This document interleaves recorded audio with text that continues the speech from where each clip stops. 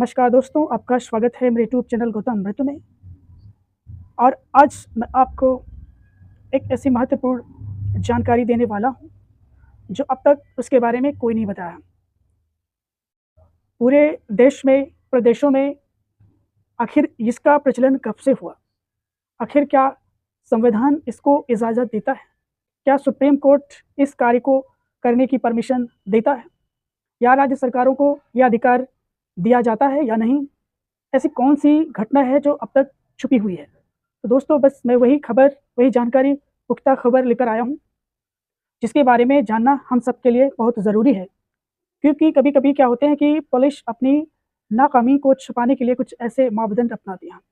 सरकारें जो होती हैं, राज्य सरकारें, वो भी कहीं न कहीं नाकाम होती हैं और उस नाकामी को छुपाने के लिए कुछ ऐसे मापदंड अपनाती हैं, जो संविधान में उसका कहीं ज़िक्र नहीं है, ना ही कभी सुप्रीम कोर्ट ने इसको कभी मान्यता प्रदान की है। तो आखिर वो ऐसी कौन-सी घटना है, वो मैं बताता हूँ इस वीडियो में। तो शुरू से अंत तक इस वीडियो में आप बने रहें, ताकि आपको सही और कंक्रीट नॉलेज मिल सके। तो मैं बात कर रहा हूँ एनकाउंटर की। एनकाउंटर, जी, हम जिसे मुठभेड़ के नाम से जानते हैं। आखिर ये एनकाउंटर जो है, ये कब से ये प्रभावी हुआ? कब से इसका प्रचलन हुआ? ये हमारे लिए जानना ज़रूरी है। इसकी शुरुआत सर्वप्रथम महाराष्ट्र के हुआ था 1980 में, जब एक मान्या सर्वे नाम के एक डकैत थे, जिन्होंने उन दिनों उन्होंने काफ़ी प्रोग्रेस किया, काफ़ी हत्याएँ, लूट-पाट किया और सरकार के लिए एक सिरदर्द सा बन गया कि इस अपराधी को आखिर नकेल कैसी कशी जाए। तो उन्होंने एनकाउंटर को नाम दिया कि एनकाउंटर करो। यानी कि जब अपराधी पहुँच से दूर हो जाते हैं, पकड़ से दूर हो जाते हैं, तो एनकाउंटर किया जाता है। एनकाउंटर, मैं बता दूँ कि एनकाउंटर कहाँ तक सही है, कहाँ तक गलत है, इसकी मैं भी जानकारी आपको दूँगा। तो वो जब नामी हो गया, काफ़ी फेमस हो गया, लूट-पाट, हत्या करने लगे और वो सरकार पुलिस की पंजे से काफ़ी पकड़ से दूर रहा, नाकाम रही, तो उन्होंने एनकाउंटर कहा कि एनकाउंटर ही इसका एक मात्र सॉल्यूशन है कि वो अपराधी के जो पौबारा होंगे, तो ये अच्छा नहीं है। उस समय दाऊद इब्राहिम भी बोलबाला था। ये कुछ ऐसे 2 नाम थे जो काफ़ी विश्व में भी इनका नाम हुआ है। अंततः जो है, उनको 1980 में एक स्कूल परिषद में उस मान्या सर्वे को मुठभेड़ में ढेर कर दिया गया। वहीं से अन्य राज्यों में भी ये एनकाउंटर को अपनाने लगी सरकारें।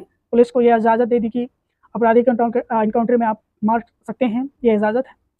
लेकिन संविधान में एनकाउंटर शब्द का कहीं भी ये इस्तेमाल नहीं किया गया है कि एनकाउंटर करना उचित है या नहीं है, संविधान के अनुरूप है या नहीं है। तो सुप्रीम कोर्ट का ये कहना है कि एनकाउंटर जो है, ये व्यक्ति के मौलिक अधिकारों का एक हनन करता है कि अपराध चाहे कितना बड़ा क्यों ना हो अपराधी का, उसे भी अपना पक्ष या विपक्ष रखने का उसे अधिकार है और उस अधिकार से कोई भी वंचित नहीं कर सकता है। मगर ये जो राज्य सरकारें होती हैं, ऐसा माना जाता है, ये मानवाधिकार आयोग का कहना है कि एनकाउंटर से व्यक्ति के अधिकारों की हनन होती है, एक हत्या होती है। ये सुप्रीम कोर्ट भी कहता है कि एनकाउंटर एक निर्मम हत्या है, जो उसे अधिकारों से वंचित किया जाता है। आखिर सरकारें क्यों करवाती हैं एनकाउंटर? इसकी भी एक वजह है, कई वजह हैं, वो जान लेते हैं। देखिए, एनकाउंटर इसलिए कराया जाता है क्योंकि अपराधी को पकड़ने, ठीक कानूनी प्रक्रिया को लंबे समय तक चलने और उसे न्याय मिलते काफ़ी देर हो जाती है और अपराधी कहीं न कहीं राजनीतिक या आर्थिक दृष्टि से कहीं वो अपराध करने से, सज़ा पाने से वो बच जाते हैं।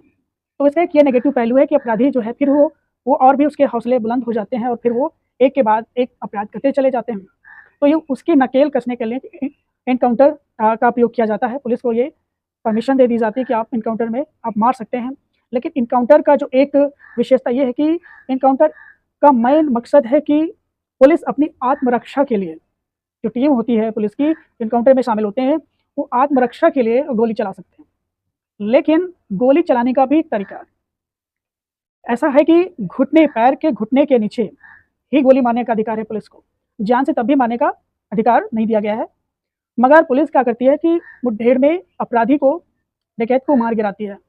इससे ये होता है कि पुलिस की जो नाकामी होती है, जो नहीं पकड़ पाते हैं, उससे ये बच जाते हैं और पब्लिक में, जनता में इनका भी एक रौब हो जाती है, एक अच्छी छवि बन जाती है पुलिस की कि फला एनकाउंटर में फला अपराधी को मार गिराए। तो ये राज्य सरकार भी की नाकामी होती है कि आखिर पुलिस प्रशासन इतना सख्त होने के बावजूद भी अपराधी आखिर क्यों बच जाता है, कि वो भागने में सफल हो जाता है। पुलिस क्यों नहीं पकड़ पाती? तो इसके कई कारण होते हैं, राजनैतिक भी होती है, सबसे बड़ी होती है, जातिगत होती है, कुछ लोग उनके समर्थन में भी होते हैं और वो इस तरह उसको बचा लेते हैं। और दूसरा जो इसका ये है कि सुप्रीम कोर्ट कहता है कि नहीं, आप इनकाउंटर नहीं कर सकते। इनकाउंटर करने का तरीका ये है कि आप कहीं गोली नहीं मार सकते, आप पैरों या घुटना उसके नीचे आप मार सकते हैं। भई अब इनकाउंटर करना ही है तो सीधा उसके सिर पे क्यों मारते हो, सीने पे, पीठ पे गोली क्यों मारी जाती है? पैर पे क्यों गोली क्यों नहीं मारते हैं? उनको मारना चाहिए गोली, लेकिन वो ऐसा नहीं करते। कि अभी हाल ही में न जाने कितने इनकाउंटर हुए हैं। अभी पिछले 7 साल की अगर मैं बताऊँ आपके पास, तो 19,734 ऐसे एनकाउंटर के मामले हैं, जिसमें इसके 3,300 एनकाउंटर हो चुके हैं अब तक। तो ये इनकाउंटर मानवाधिकार आयोग का ये कहना है कि इनकाउंटर सॉल्यूशन नहीं है। उसको अच्छी तरीके से ये है कि अगर आप इनकाउंटर करते हैं तो उसकी भी जाँच प्रक्रिया होनी चाहिए। क्या इनकाउंटर कभी-कभी फर्जी भी इनकाउंटर हो जाते हैं कि अपराधी को मारने के लिए क्या सामान्य सा अपराध होता है, लेकिन उसे राजनीतिगत उसके कुछ फैसले आ जाने के कारण उनको जो है मार देते हैं। तो ये उचित नहीं है, कहीं भी ये संविधान या सुप्रीम कोर्ट इसको प्रस्तावित नहीं करती कि इनकाउंटर अच्छा है। हाँ, आप उसको पैर पे मार सकते हैं, उसको बंदी बना सकते हैं, उसमें आत्मरक्षा में रख सकते हैं, बट किसी को जान से मारने को पुलिस प्रशासन को या राज्य सरकार को आदेश नहीं देना चाहिए, ना ही उनका एक अधिकार क्षेत्र में आता है। क्योंकि अपराध कितना भी असंगीन क्यों ना हो, हर अपराध का एक सॉल्यूशन होता है, कानून के अंतर्गत उसका होता है। क्योंकि कोर्ट होते हैं, टॉप मोस्ट कोर्ट होती है, टॉप मोस्ट कोर्ट होते हैं, हाई कोर्ट्स होते हैं, तो वहाँ भी इनकी दलीलें सुनी जाती है, उसका निस्तारण अवश्य किया जाता है। तो इनकाउंटर का सबसे बड़ा आज जो पर्याय बन चुका है, इनकाउंटर आज एक राजनीतिक एजेंडा बन गया है, यानी कि सीधा ठोक दो, इस नाम से भी संबोधित किया जाता है। यानी कि इनकाउंटर है क्या, ही व्यक्तिगत एक राजनीतिक बन गया है। क्योंकि अगर हम ज़्यादा इनकाउंटर करते हैं तो जनता में सोचते हैं कि ये अच्छा एक संदेश जाएगा, प्रशासन की एक अच्छी छवि बनेगी, पुलिस प्रशासन की जनता के बीच में उनकी अच्छी छवि मिलेगी, तो उनको एक राजनीतिक बल मिल जाता है, राजनीतिक मनोबल मिल जाता है, जिससे वो सत्ता में आने के लिए फिर एक बार से ललायित हो जाते हैं। बट ये उचित नहीं है, ये एक निर्मम हत्या है, जैसा कि माननीय सुप्रीम कोर्ट कहती है कि व्यक्ति का एक जो मौलिक अधिकार होता है उसको न्याय से वंचित नहीं किया जा सकता है। तो ये आज एजेंडा जो बन चुका है, ये आज एक राजनीतिक एजेंडा बनकर रह गया है।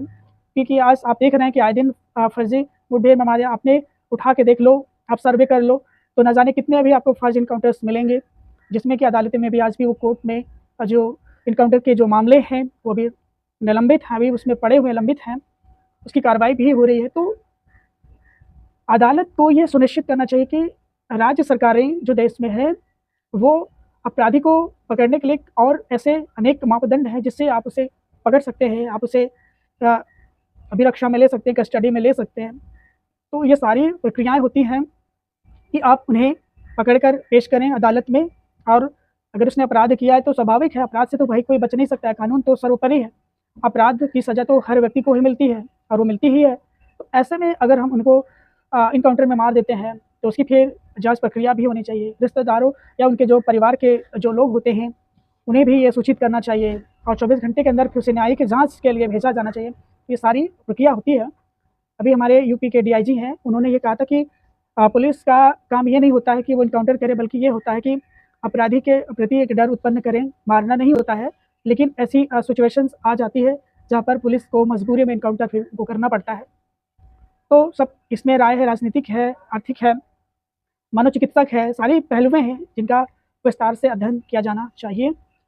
इनकाउंटर राजनीतिक ना हो, ये ज़्यादा अच्छा है कि उसे विधि के द्वारा, कानून के द्वारा, सुप्रीम कोर्ट के दिशा निर्देशों का अनुपालन करते हुए इनकाउंटर को इजाज़त देनी चाहिए। लेकिन वो एक तरीका है कि आप व्यक्ति को जान से ना मारें, यही इनकाउंटर का मतलब होता है, ज़िंदा पकड़ना।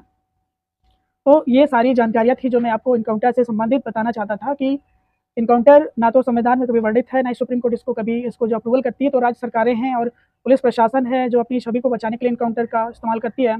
अभी लंगड़ा इनकाउंटर चला है, बहुत से ऐसे इनकाउंटर है, सीधा ठोक दो। हाँ, तो ये सारे ऐसे शब्द आज इस्तेमाल में लिए जाते हैं और इसकी समय-समय पर चर्चा भी की जाती है कि इसको इनकाउंटर ज़्यादा ना हो, इसके लिए भी कानून के कड़े निर्देश दिए जाएँ ताकि उस पे विचार विमर्श किया जाए। मानवाधिकार तो शब्द कहता है कि ये एक निर्मम हत्या, इसको रोकना चाहिए और हमें कानून का सम्मान करते हुए इसके विधि का पालन करना चाहिए और सबको अपने दंड अनुसार, कर्म अनुसार, उनके अपराध के अनुसार वो दंड विधि में वर्णित है और उसको दिया जाता है। तो ये थी जानकारी इनकाउंटर की जो मैं आपके पास दिखाया हूँ, बताया हूँ, ये बहुत ही इम्पोर्टेंट था। तो दोस्तों, इसी तरह से मैं और भी आपके पास खबरें लेकर आऊँगा, नई-नई ऐसी जानकारियाँ जो बहुत ज़रूरी है। और जानना भी चाहिए, क्योंकि कभी कभी गलत इस्तेमाल होने लग जाता है। जब पार्टी का हस्तक्षेप होता है, राजनीतिक हस्तक्षेप होता है, तो फिर उसका जो है अनुपालन नहीं हो पाता है, विधि के अनुसार नहीं होता है, वो कानून के अनुसार नहीं चलते हैं, वो अपना ही एक नियम बना लेते हैं। तो ये ऐसा नहीं होना चाहिए। ऐसी बहुत सी जानकारियाँ मैं आपको उपलब्ध कराता रहूँगा। तो मिलते हैं दोस्तों नेक्स्ट वीडियो में एक नई घटना के साथ। तब तक मुझे इजाज़त दीजिए। अपने दोस्त सखा मित्र गौतम ऋतु को इजाज़त दीजिए। नमस्कार।